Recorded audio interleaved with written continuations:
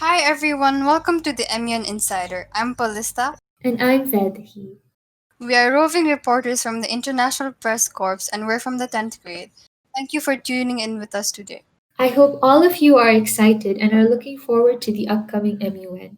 This year, we're in different circumstances and it's going to be an online MUN, but we're sure it's going to be one of its own kind. And today we will be joined by our Secretary General, Hi guys, my name is Devansh Datta.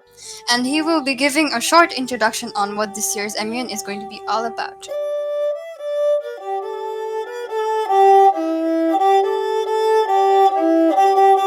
So, for starters, could you give us a short background on what RBS MUN is as a whole?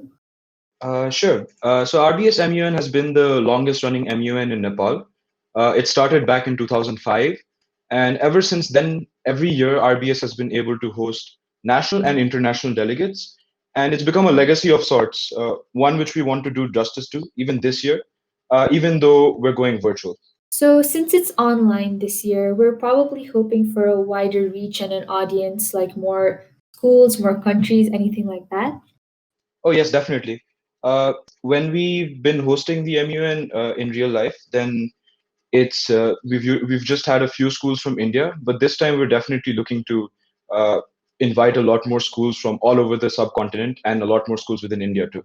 So, what is special about this year's edition?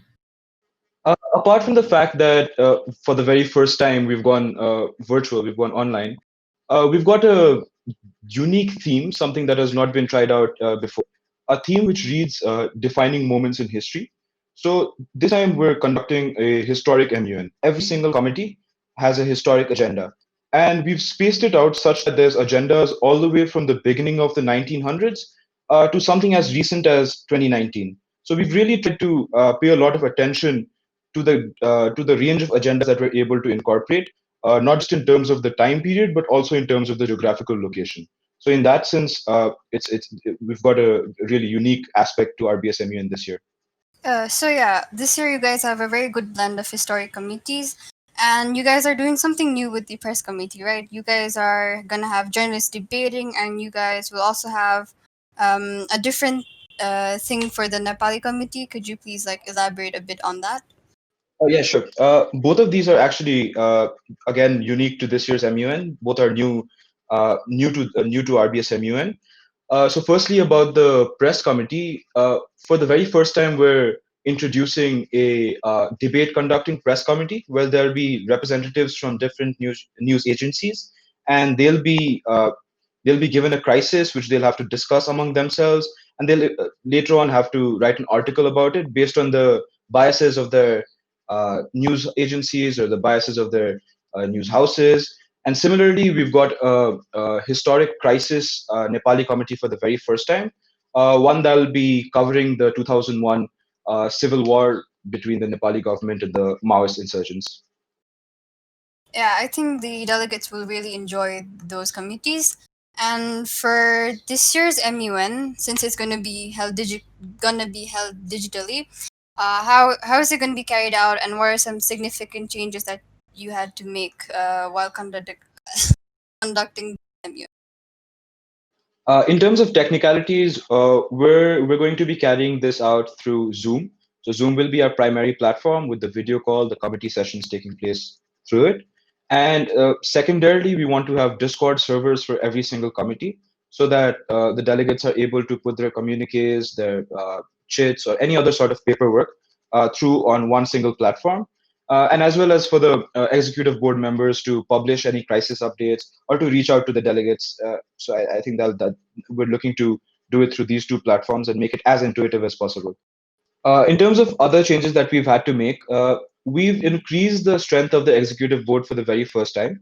So instead of having just three people on an EB, we've got six, and we've done so in order to ensure every single committee is of high quality. So instead of prioritizing quantity, we've prioritized quality, and instead of 13 committees, we've got just eight this time. So we're really looking for a very different and very enriching experience this time.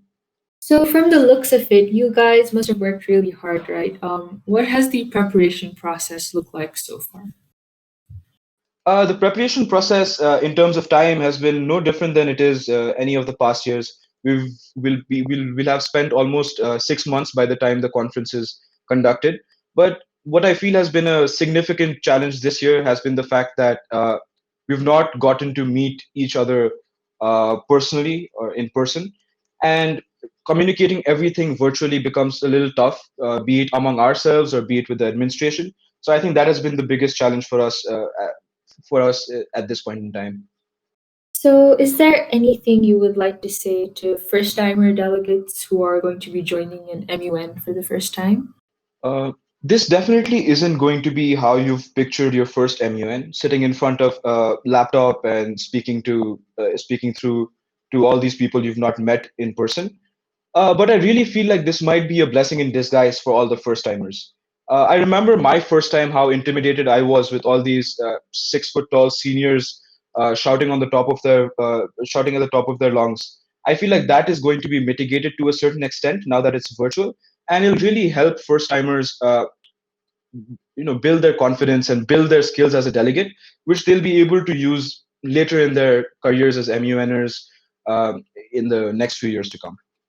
Yes, for sure. I think a lot of us were like super scared and nerve wracked for our first MUN being there physically. So I would have really loved a digital MUN as well for the first time.